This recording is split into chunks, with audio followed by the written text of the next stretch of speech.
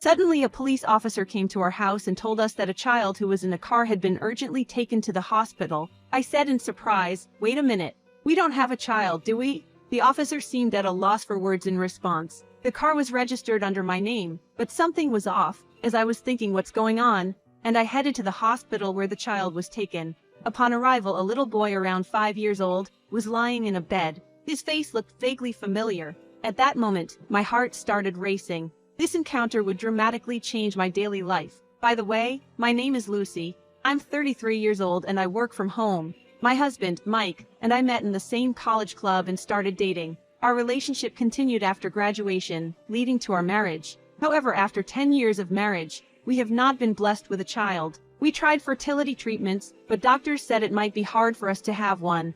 Mike always supported me, saying, "Even without a child, we can be happy together." My in-laws were understanding and kind. They already had a grandchild from my brother-in-law, so there wasn't any particular pressure on us. On the other hand, my own parents seemed a little disappointed that they couldn't see their grandchild. It was hard to see them like that.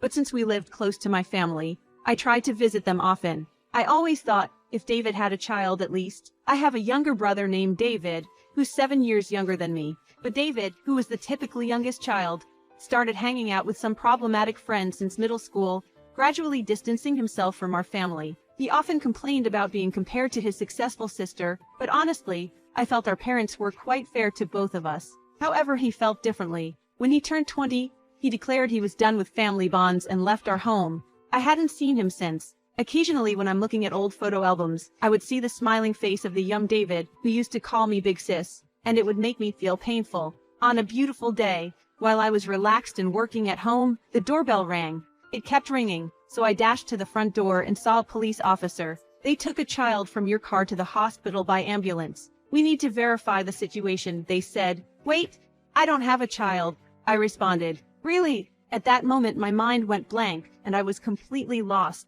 According to the police officer, the car was abandoned in front of my parents' house, and they found a collapsed child inside. The car was mine, but who the child was and why they were there was a complete mystery. Normally my parents would notice something like this, but they were away on vacation at that time. The police had identified the car from the license plate, saying, "Isn't this your car?" Well, technically it was mine, but David always drove it. Speaking of the past, when my younger brother David first got his driving license, I let him use my car a few times. Then one day, he suddenly ran away from home with my car. Every time the car inspection date approached, it would mysteriously appear in front of our parents' house. Seeing it, our parents would think, David must be going through a tough time, and would get the car inspection done. But afterward, without a word of thanks, the car would disappear. This cycle kept repeating. So about this recent incident, who was the abandoned child? I rushed to the hospital where the child was taken. From the bed in the hospital room, I could see a small head, and the moment I saw the child's wavy hair, my heart raced. The hair was just like David's when he was a kid. Approaching the bed, I saw a 4 or 5-year-old boy who looked just like a young David. Could this child possibly be David's? I wondered, my heart beating. Then suddenly, my phone rang. Startled, but I answered, and my mother's voice came through. Though she usually has a calm voice, this time she sounded a bit frantic, making me think something must have happened. As my mother began to say, "I received a call from David," I felt like the pieces suddenly clicked in my head. According to her, David wanted to leave his child with our parents, but no one was there, so he apparently left the child in the car. Hearing this, I exclaimed, "What? On such a hot day, leaving a small child in a car?" Just the thought made my heart tighten. "Don't worry, the child was taken to the hospital but seems to be okay." There was a palpable sense of relief in her voice when I told my mother about this. Through the subsequent conversation, it was confirmed that this was indeed David's child. But so many questions raced through my mind. When was the child born? And who on earth is the mother? I explained the situation to the police and decided to stay by his child's side. I tried to call David numerous times, but there was no response. Meanwhile, a hospital staff member brought his clothes with the name James on them.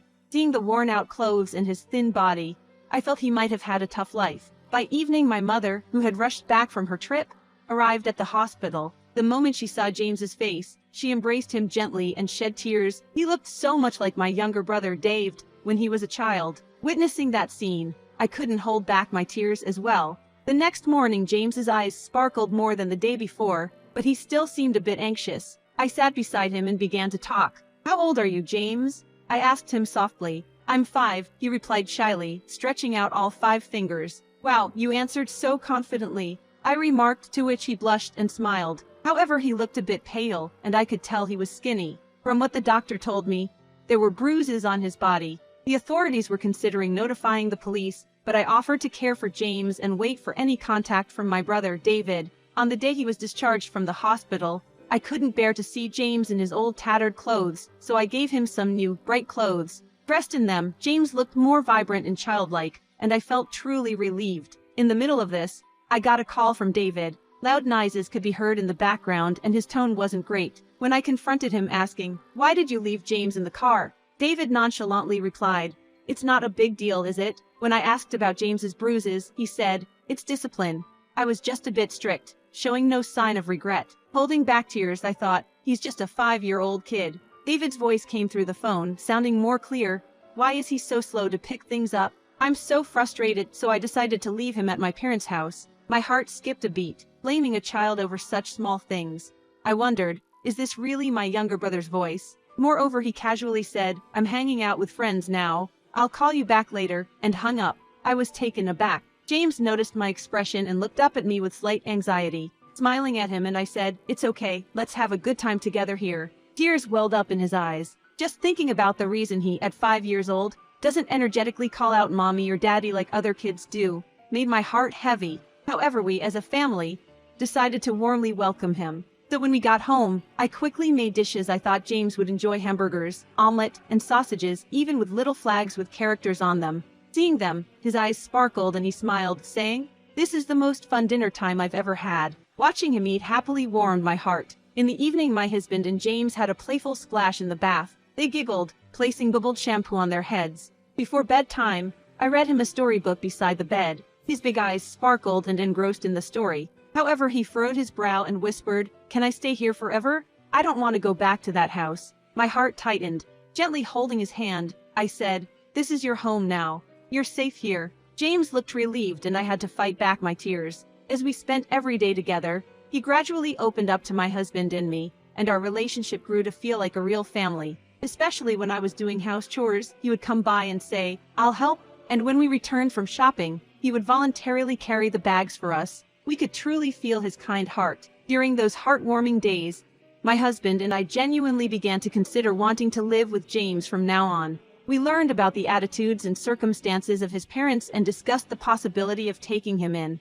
One day, unexpectedly, David and a woman visited our home. James's expression changed instantly upon seeing them. "I don't want to go back," he exclaimed. His voice was shaking as he hid behind me in fear. It seemed something traumatic had happened in the past. David's eyes looked stern, and the clothes he wore were somewhat shabby. The woman introduced herself as Lisa. Her numerous piercings and slightly flashy style spoke volumes of her free spirit. "How did you know where we live?" I asked, a bit surprised. "Mom told me," he replied, "but I was shocked. Didn't expect you to live in such a beautiful house." We came to talk about James. "Can we come in?" Considering James's feelings, I thought it was worth hearing them out, even if I wasn't particularly enthusiastic. So, I let them in. As we sat inside sipping coffee, he began to talk about their lives. He had married Lisa, but their life was unstable. They moved from place to place, sometimes even sleeping in their car due to the lack of a permanent residence. As the conversation progressed, David said something startling.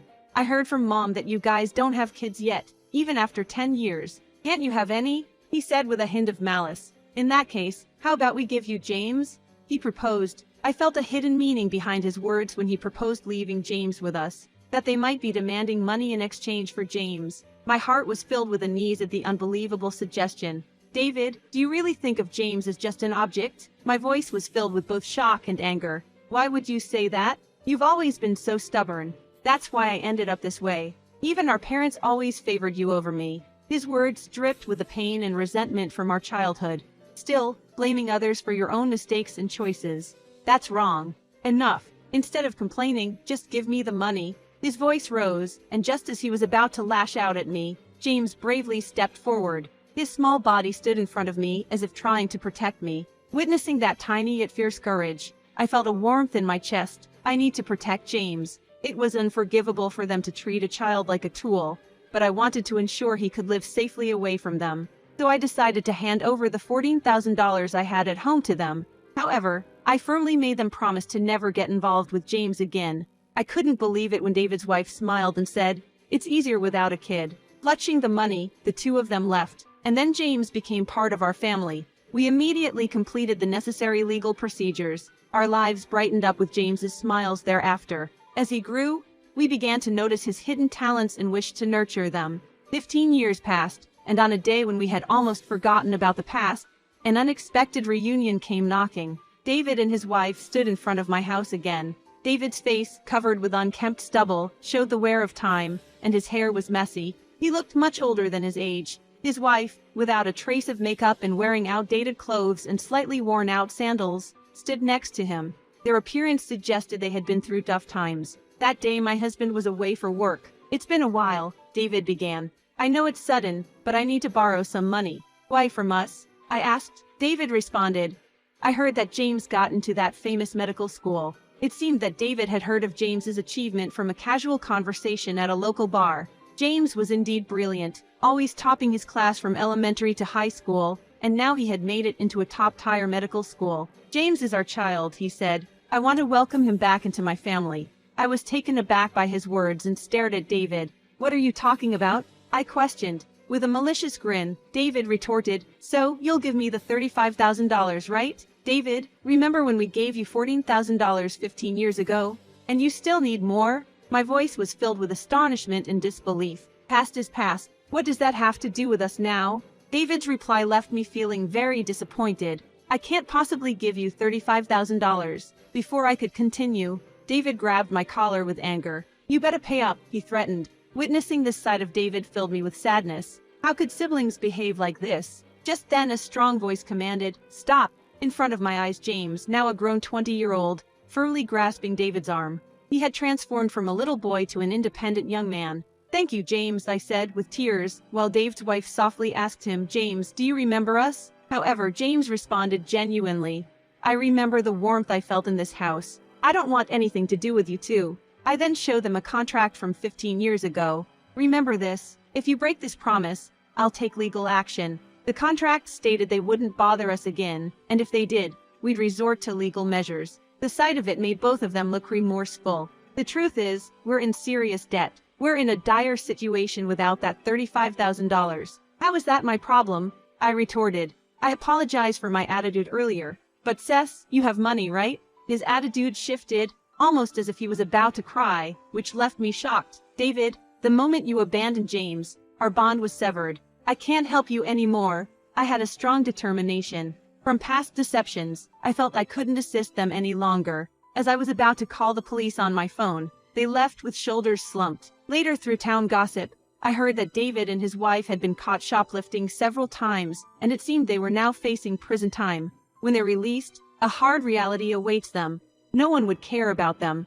Meanwhile, our family of three, my husband, James, and I cherish everyday happiness. Every time James passionately says he wants to become a doctor who truly understands people's pain, I feel the strength of our family bond. James's smiles and stories are irreplaceable treasures. We genuinely hope for our future, this warmth for the days to come.